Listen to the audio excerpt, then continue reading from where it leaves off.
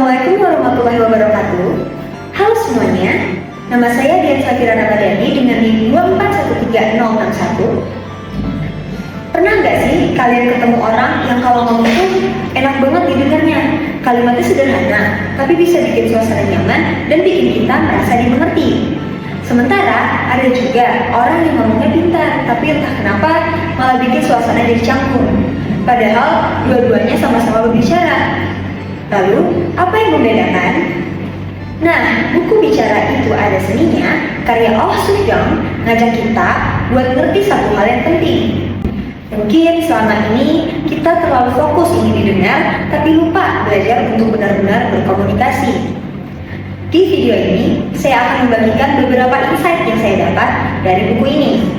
Sebuah buku yang mengajarkan bahwa berbicara bukan soal siapa yang paling banyak bicara, tapi siapa yang paling mampu membuat orang lain benar-benar paham. Insight pertama, seni berbicara bukan bakat, tapi keterampilan. Kata Oh Soo-hyung, komunikasi adalah jembatan antar manusia. Lewat cara kita berbicara, kita bisa membangun hubungan, memperbaiki suasana, bahkan mempengaruhi hidup orang lain. Tapi seringkali justru lewat kata-kata juga hubungan bisa rusak. Pernah nggak kalian merasa marah bukan karena isi perkataan seseorang, tapi karena cara dia menyampaikannya? Nah, disitulah seni berbicara memainkan peran penting. Berbicara disebut seni karena butuh kepekaan, butuh timing, dan empati.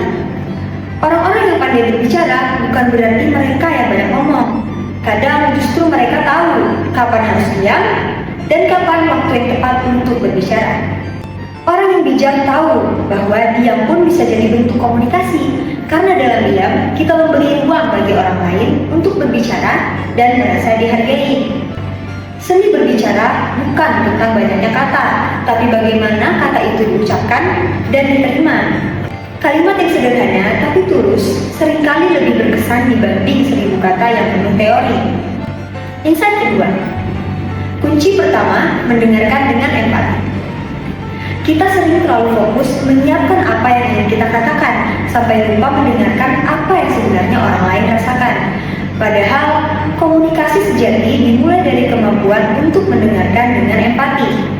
Mendengarkan bukan cuma diam dan mengangguk, tapi membuka hati untuk benar-benar memahami. Penulis menggambarkan, mendengarkan seperti memberi cermin kepada orang lain. Ketika kita mendengarkan dengan tulus, mereka bisa melihat diri mereka sendiri dengan lebih jernih. Banyak orang berpikir mendengar itu pasif, padahal sebenarnya mendengarkan adalah bentuk komunikasi aktif kita, belajar menahan ego, menunda penilaian, dan fokus pada perasaan lawan bicara. Misalnya, saat teman kamu curhat tentang masalahnya, belum tentu mereka butuh solusi. Kadang mereka cuma butuh didengarkan. Dengan mendengarkan, kamu membuat mereka merasa aman dan dihargai. Dan rasa aman itu adalah fondasi dari komunikasi yang baik. Kalau kamu ingin didengarkan, mulailah dengan mendengarkan terlebih dahulu. Karena orang akan lebih terbuka pada mereka yang memberi ruang, bukan yang berebut untuk berbicara. Insight ketiga, berbicara untuk menyentuh, bukan untuk menang.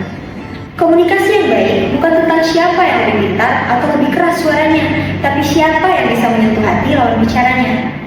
Seringkali kita berusaha meyakinkan orang lain dengan logika dan argumen, tapi manusia gak hanya digerakkan oleh logika, mereka juga digerakkan oleh perasaan, dan perasaan hanya bisa disentuh dengan ketulusan. Kata-kata yang lahir dari hati akan sampai ke hati, tapi kalau kita bicara dengan niat, membenarkan diri atau ingin terlihat unggul, pesan kita mungkin terdengar, tapi gak akan dirasakan.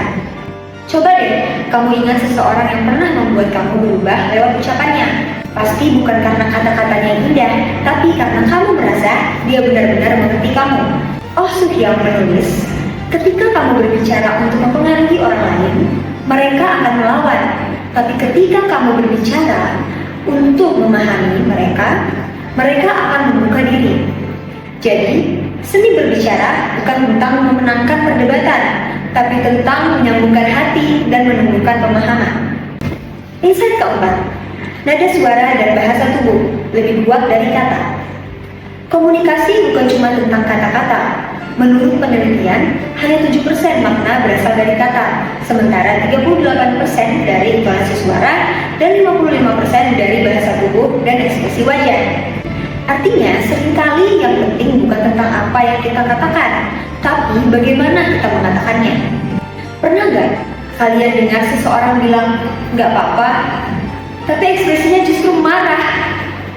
Itulah yang disebut ketidaksesuaian antara pesan verbal dan non-verbal.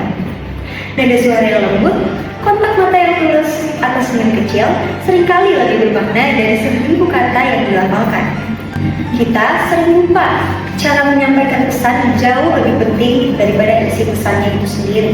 Kata yang benar tapi disampaikan dengan nada tinggi bisa terasa seperti serangan. Sementara kata yang sederhana tapi dengan nada yang lembut bisa jadi pelukan yang menenangkan.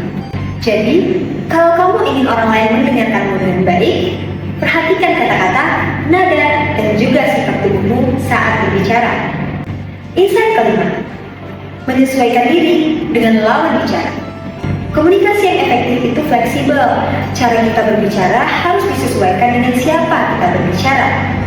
Coba bayangkan, kalau kamu bicara dengan anak kecil, teman dekat, atau dosen di kampus, pasti gaya bicaramu nggak bisa sama kan?